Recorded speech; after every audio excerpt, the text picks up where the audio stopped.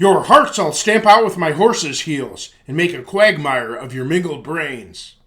Shakespeare's Henry VI, Part 1, Act 1, Scene 4. If you entered a room containing a large black cauldron filled with bubbling chemicals, bats' wings, and toad's warts, and someone said that its potion would better your life, would you believe him? Would a dozen framed degrees hanging from his wall make a difference? I'm a man over 50, born with a disability akin to Asperger's syndrome, complex learning disability with absolutely nothing to do with so-called mental illness. And years ago, nobody knew anything about that. Additionally, my grandmother had mental troubles and my father taught in a psychiatric institution. Besides, my parents were so self-absorbed, they didn't want to deal with anyone else. All this culminated in having psychiatry rammed down my throat for years. Good news, I am now specially qualified to explain these fields. While mental health treatment is deified as a universal godsend, it makes many people's lives a nightmare. Now, human brains trump an automobile's complexity the way automobiles trump a mousetrap's complexity. Merely removing obvious brain tumors requires the skill of people with extremely high intelligence. However, psychiatrists and psychologists claim expertise in unfathomable intricacies of brain functioning. Even regular doctors misdiagnose patients, operate on wrong body parts, and contribute to patients getting sick or dying in hospitals.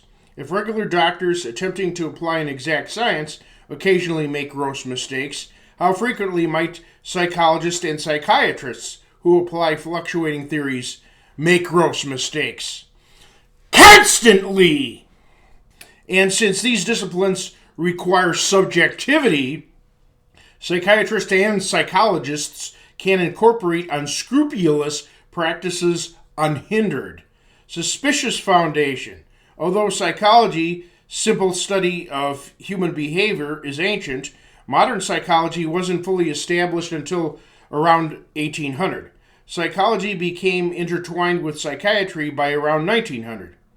Jewish racial supremacist Sigmund Freud, pioneer of this amalgamation, described organized religion as a so-called collective neurosis and belief in God as a childlike longing for a father.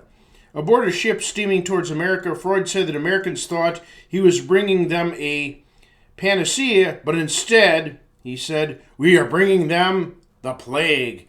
Today, psychologists are less hostile to religion and even incorporate religious jargon to please their patients and keep making money. However, modern psychology was designed to function independently of religion.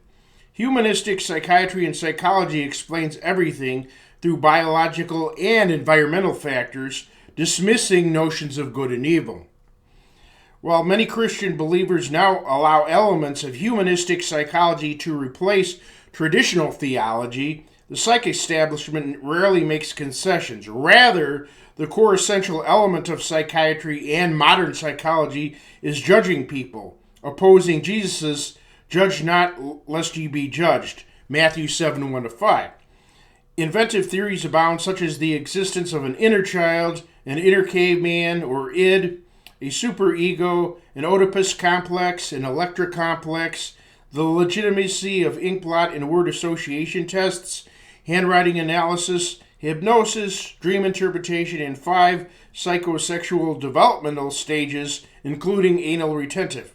None of this has been proven, yet these theories continue to dominate modern thought. Besides, psychiatry's inherent objective of detecting abnormality instead of the normal warps one's view of others. Caught in the jaws of the psych machine.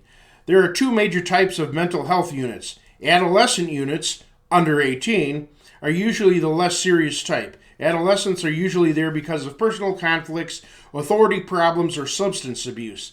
These centers are akin to reform schools. Some object to that comparison, but calling them mental health units can be offensive since mental illness is implied.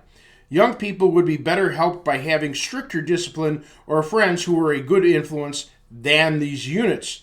Adult units, over 18, are usually the more serious type.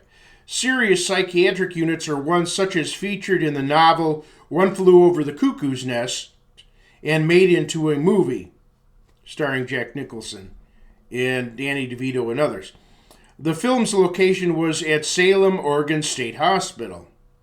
Unwanted medical conditions are not like broken bones or pneumonia. Counseling and medication can ease mental states and help people make proper decisions, but never cures anybody. It never cures anybody. 20,000 patients lived in British mental hospitals for over 20 years, and 35 patients were hospitalized for over 50 years. The length of these stays resembles incarceration, not hospitalization. Patients are legally detained if they pose a danger to themselves or others. But what stops someone from falsely claiming that patients are a continual danger, thereby keeping them indefinitely?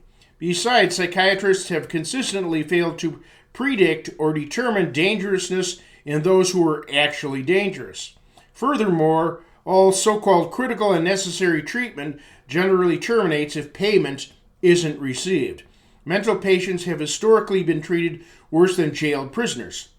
There have been lobotomies, surgical removal of a portion of patients' brains, electroconvulsive therapy, which has been used as a punishment or threat, ice baths, insulin shocks, harmful effects from psycholeptic drugs causing conditions such as the incurable movement disorder, tardive dyskinesia, people confined in restraints in cages so small that they're immobilized, having food and water withheld, prevented from using the washroom, and nonviolent patients being exposed to violent patients, becoming the victims of beatings, rape, and such. If patients complain about mistreatment, their complaints can be invalidated based on supposed incompetence. Besides the psychiatric establishment's financial greed, abusing others satisfies a lust for power. Psychiatrists make money from office visits and prescriptions, but make much more from hospitalizations and procedures like shock treatment. The convoluted excuses to hospitalize people or give them shock treatment have been laughing too much, crying too much, singing too much, or common so-called depression. Some psychiatry has resembled the movie character Dr. Hannibal Lecter's mentoring and has been just as untrustworthy. Stay tuned for part 2.